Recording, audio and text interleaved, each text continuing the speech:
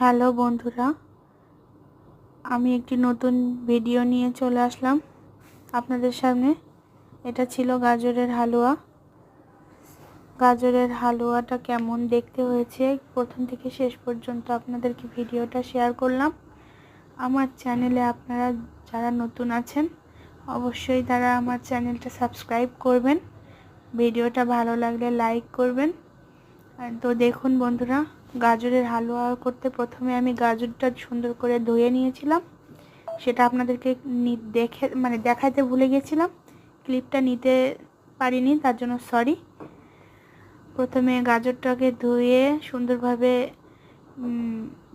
শুকাইয়ে নিয়েছি।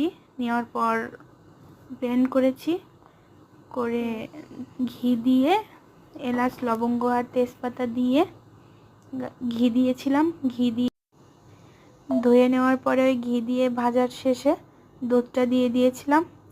দুধ দেওয়ার পর কিছুক্ষণ হালকা আঁচে ঢেকে রাখলাম।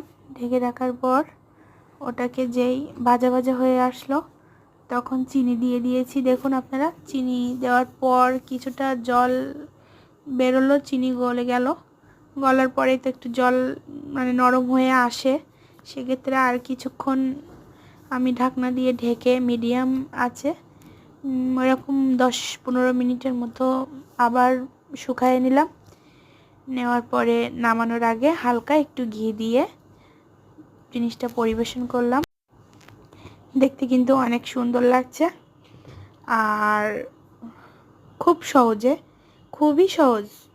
যারা এখনো পর্যন্ত ট্রাই করেননি তারা সহজেই করতে পারবেন চাইলে।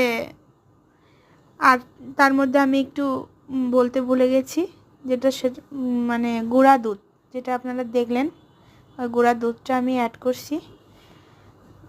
তো গুঁড়া দুধটা দিয়ে স্বাদটা একটু সুন্দর হয়।